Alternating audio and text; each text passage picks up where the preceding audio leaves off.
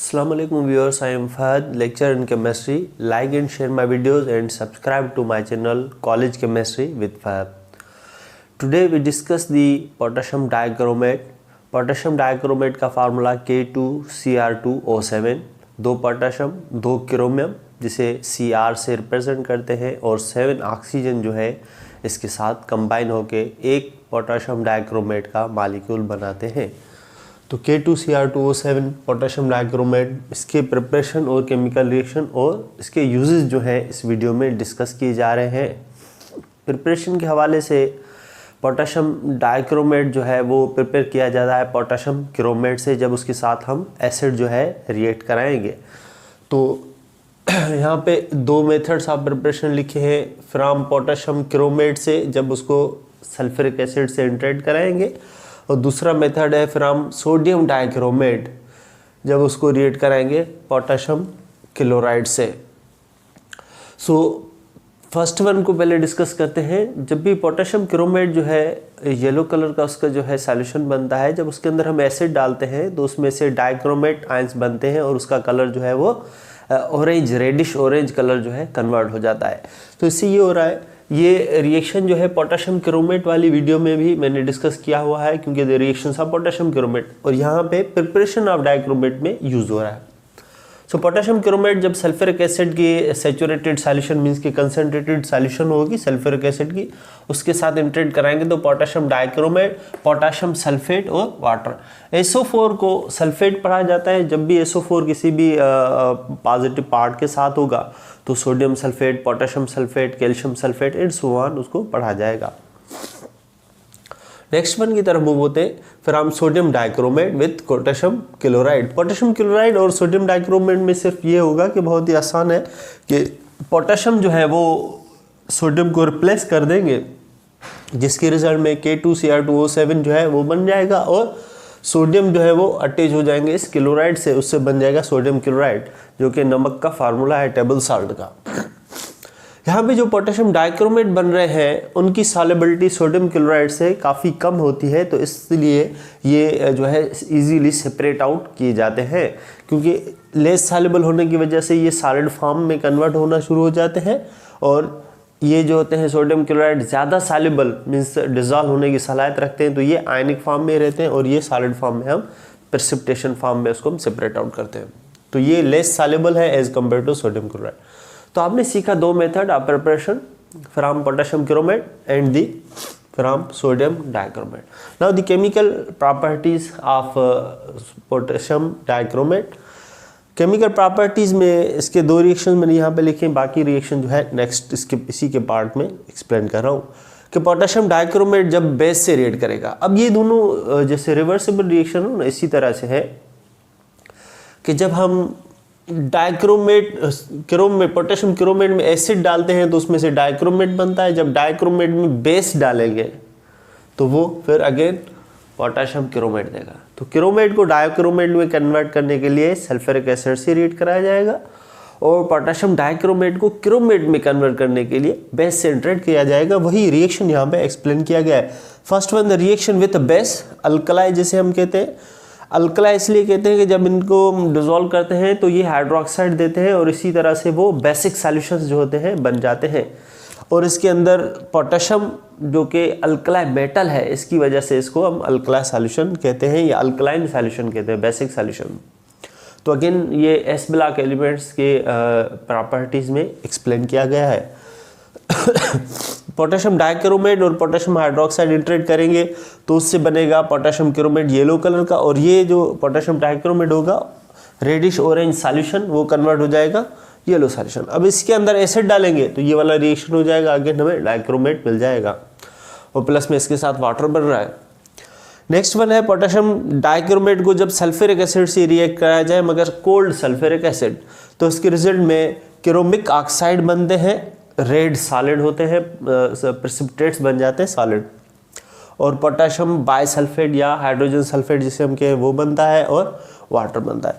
तो chromic oxide से पढ़ना है, क्रोमियम ऑक्साइड नहीं पढ़ना, क्रोमियस ऑक्साइड इसको नहीं पढ़ना। उसका रीज़न ये है कि यहाँ पे जो क्रोमियम है वो +6 फॉर्म में, जब भी ट्रांजिशन मेटल्स जो है हायर ऑक्सीडेशन स्टेट में होते हैं तो उसके नाम के साथ IC लिखते हैं। जैसे फेरिक आयरन +3 होता है तो फेरिक, और +2 होता है तो उसे हम फेरस पढ़ते हैं। तो इसी तरह से क्रोमियम +6 होगा तो क्रोमिक, और क्रोमियम +3 होगा तो क्रोमेस। इसी तरह से कॉपर के होते हैं, कॉपर +1 और +2 होता है तो कॉपर +1 को क्यूपरस पढ़ा जाएगा और कॉपर +2 को क्यूपेरिक पढ़ा जाएगा। तो इस नाम से वाज़ेह हो रहा है क्रोमिक ऑक्साइड जो है CrO3, इसका फार्मूला है Cr2O3, नहीं लिखना, वो क्रोमेस ऑक्साइड हो जाएगा। तो इसके रिजल्ट में ये रिएक्शन आपने देखा कि रेड सॉलिड पार्टिकल्स बन जाएंगे जब उसको हम डाइक्रोमेट को रिएक्ट कराएंगे कोल्ड सल्फ्यूरिक एसिड से। अब इसके remaining reactions, the other reactions of potassium dichromate में it act as a oxidising agent, और इसके साथ reaction with potassium chloride in presence of sulphuric acid and the concentrated sulphuric acid. तो पहले oxidising agent. Oxidising agent ऐसे substance जो दूसरे substance को ऑक्सीडाइज कराएं, उनका ऑक्सीडेशन नंबर जो है वो एनहेंस कर दे, बढ़ा दे, या उनमें से इलेक्ट्रॉन लॉस कराएं और खुद रिड्यूस हो जाए, तो उसको हम ऑक्सीडाइजिंग एजेंट कहते हैं। ये आयरन 2 को कन्वर्ट करते हैं आयरन 3 में, और पोटेशियम आयोडाइड से आयोडीन जो है लिबरेट करते हैं, खारिज करते हैं इन presence of dilute sulphuric acid H2SO4। तो स्टेप बाय स्टेप इनके रिएक्शन है, आयरन सल्फेट, पोटेशियम डाइक्रोमेट और सल्फ्यूरिक एसिड। तो इसके रिजल्ट में आयरन जो है वो +2 से कन्वर्ट हो जाएगा +3 में, तो फेरिक सल्फेट, इसको पढ़ा जाएगा फेरस सल्फेट और इसको पढ़ा जाएगा फेरिक सल्फेट। उसके बाद जो क्रोमियम है वो क्रोमियम भी सल्फेट बनाएगा, क्रोमियम सल्फेट या क्रोमेस सल्फेट जैसे हम कह देंगे, +3 स्टेट में जाएगा, और इसके साथ साथ ये पोटेशियम जो है ये सल्फेट के साथ। तो आप देखेंगे कि आयरन के सल्फेट बन गए, पोटेशियम के सल्फेट, क्रोमियम के सल्फेट और लास्ट में वाटर मॉलिक्यूल। तो 4 प्रोडक्ट्स जो हैं इसके अंदर बनेंगे। तो सिंपली आप इसको इस तरह से समझ लें कि सल्फेट्स बनेंगे, सल्फ्यूरिक एसिड के साथ रिएक्शन है, पोटेशियम का सल्फेट, क्रोमियम के सल्फेट और आयरन के सल्फेट ऑलरेडी है, तो वो आयरन 2 से आयरन 3 में चले जाएंगे। अब उनका बैलेंस किस तरह से करना है, बहुत ही आसान तरीका ये है कि आयरन यहाँ पे सल्फेट के ऊपर -2 चार्ज होता है, एक सल्फेट के ऊपर -2 चार्ज होता है, और आयरन यहाँ पे जो है +3 स्टेट में है, क्योंकि 2 3 6 -6 सल्फेट के ऊपर ओवरऑल चार्ज है, उसके लिए +6 चाहिए। तो आयरन 2 है तो एक आयरन के ऊपर +3 चार्ज आएगा। जो ऑक्सीडेशन नंबर आयरन का होगा वो सल्फेट के नीचे लिख देना है, और जो सल्फेट का ऑक्सीडेशन नंबर होगा वो आयरन के नीचे लिख देना है। तो Fe2SO4 और ब्रैकेट जरूर देना है 3 के 2 आयरन के साथ 3 सल्फेट जो है वो आयंस अटैच्ड है। अच्छा, और यहाँ पे आप देखेंगे कि ये Fe+2 और ये -2 है। तो जब आयरन या ट्रांजिशन एलिमेंट्स लोअर स्टेट में होते हैं तो उसके नाम के साथ OUS लगाया जाता है। तो इसको पढ़ेंगे फेरस सल्फेट, और इसको हम पढ़ेंगे फेरिक सल्फेट।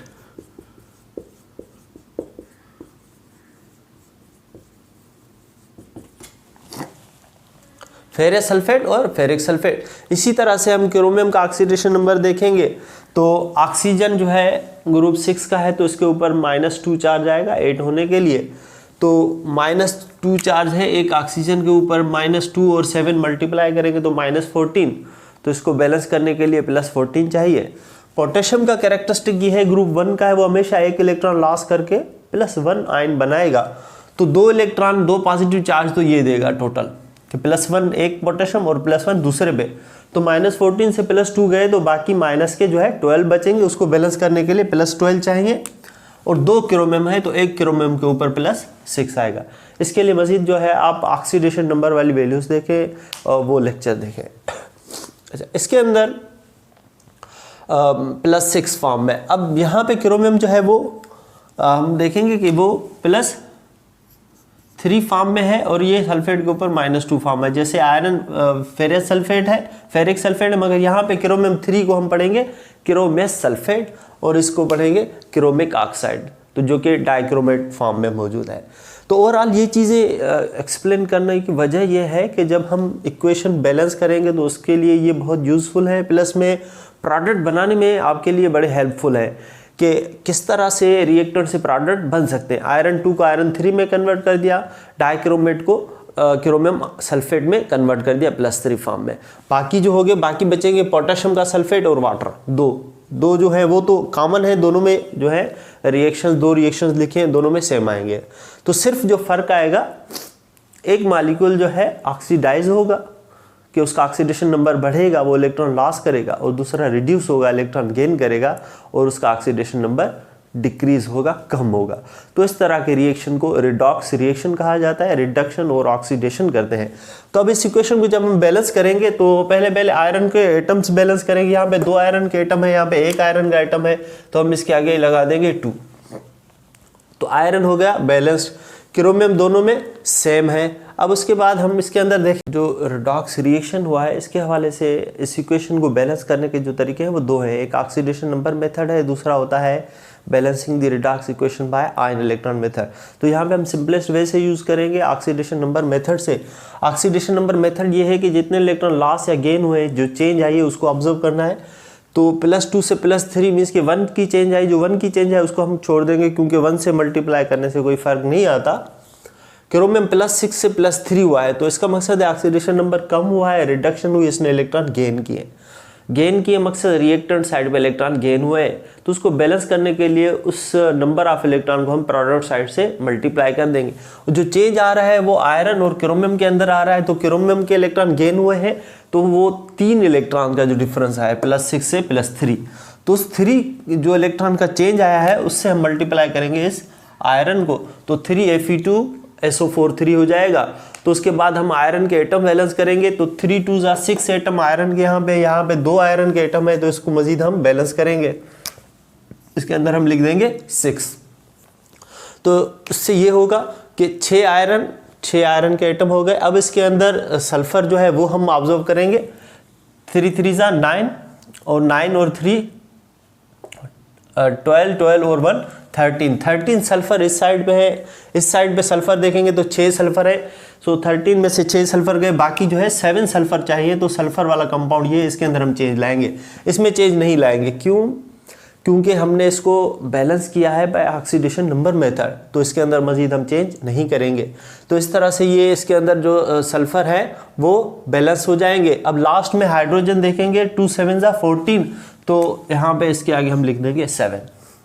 तो इसके अंदर आपने देखा कि किस तरह से इक्वेशन को बैलेंस करना है। पहले ऑक्सीडेशन नंबर का चेंज देखना है, जितना ऑक्सीडेशन नंबर का चेंज आ रहा है उससे 3 का चेंज आ रहा है, रिएक्टेंट गेन कर रहा है, तो प्रोडक्ट साइड में हम 3 से उसकी जो दूसरी स्पेशी है जो चेंज हो रही है उससे हम मल्टीप्लाई कर देंगे। उसके बाद आयरन को बैलेंस किया, पोटेशियम, सल्फर एंड हाइड्रोजन इस तरह से, और ऑक्सीजन इसके अंदर हम देखेंगे, और वो ऑक्सीजन भी बैलेंस्ड है। नेक्स्ट हम पोटेशियम आयोडाइड और सल्फ्यूरिक एसिड और डाइक्रोमेट का रिएक्शन हो रहा है, जिसमें से iodine, chromium sulphate, potassium sulphate और वाटर। तो इसके अंदर देखेंगे इधर भी क्रोमियम सल्फेट ही बन रहा है, सिर्फ क्या है कि फेरस सल्फेट की जगह पे पोटेशियम आयोडाइड है। तो पहले हम इसको बैलेंस करेंगे। यहाँ पे 2 क्रोमियम है, क्रोमियम 2 है, ये बैलेंस्ड है। आयोडीन यहाँ पे 2 है, इधर 1 है, पोटेशियम आयोडाइड के फॉर्म में इधर हमने 2 लगा लिया।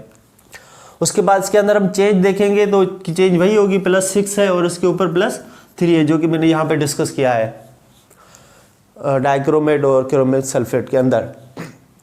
तो 3 इलेक्ट्रॉन का चेंज आया है, तो जैसे हम FeSO4 3 को 3 से मल्टीप्लाई कर रहे थे, अब इस आयोडीन को मल्टीप्लाई करेंगे 3 से, तो ये आयोडीन जो है वो टोटल हो जाएंगे 6 आयोडीन हो जाएंगे। तो 6 आयोडीन हो जाएंगे, इनको बैलेंस करने के लिए यहाँ पे 2 आयोडीन लिखा हुआ है, इसको हम चेंज कर देंगे 6 में। उसके बाद जब आयोडीन बैलेंस हो जाएंगे तो पोटेशियम हम काउंट करेंगे, और पोटेशियम इसके अंदर जो है 6 पोटेशियम और 2 पोटेशियम ये है, 8 पोटेशियम है, वो काउंट करेंगे। सल्फर जो है 4 सल्फर ये हो गए और 3 सल्फर ये हो गए, तो 7 सल्फर हो गए। तो सल्फ्यूरिक एसिड के आगे हम लिख देंगे 7H2SO4, और लास्ट में हम देखेंगे कि इसके अंदर हाइड्रोजन कितने हैं। बाकी किसी मॉलिक्यूल में हाइड्रोजन नहीं, सिर्फ यहाँ पे हाइड्रोजन है, तो और इसके अंदर भी हाइड्रोजन वाटर के अंदर है, तो इसके आगे हम लिख देंगे 7। तो इस तरह से आपने देखा कि पहले जो है 3 से मल्टीप्लाई करना है इस आयोडीन को, क्योंकि 3 इलेक्ट्रॉन जो है गेन हो रहे हैं तो प्रोडक्ट साइड में हमने 3 से मल्टीप्लाई कर लिया। आयोडीन वाले मालिक्यूल जो कंपाउंड है पोटेशियम हाइड्राइड, इसके अंदर 6 लिख देंगे, जैसे आयोडीन बैलेंस हो जाए, 3 2 6 और यहाँ पे 6 लिख दिया। उसके बाद जो है हम पोटेशियम बैलेंस करेंगे। पोटेशियम जो है 2 और 6 8 पोटेशियम है, तो एक पोटेशियम सल्फेट में 2 K2 है, तो उसको हम 4 से मल्टीप्लाई करेंगे तो 4 K2SO4 हो जाएगा। और उसके बाद सल्फ़र देखेंगे, 4 सल्फ़र और 3 सल्फ़र जो है 7 सल्फ़र हो जाएंगे, तो इसके आगे 7 लिख देंगे। हाइड्रोजन देखेंगे 7 2 14, तो यहाँ पे हम 7 लिख देंगे। इस तरह से ये इक्वेशन जो है वो बैलेंस हो जाएगी। उसके बाद reaction with potassium chloride in presence of sulphuric acid. Potassium dichromate, potassium chloride, sulphuric acid के रिजल्ट में पोटेशियम बायसल्फेट या हाइड्रोजन सल्फेट, क्रोमाइल क्लोराइड और वाटर।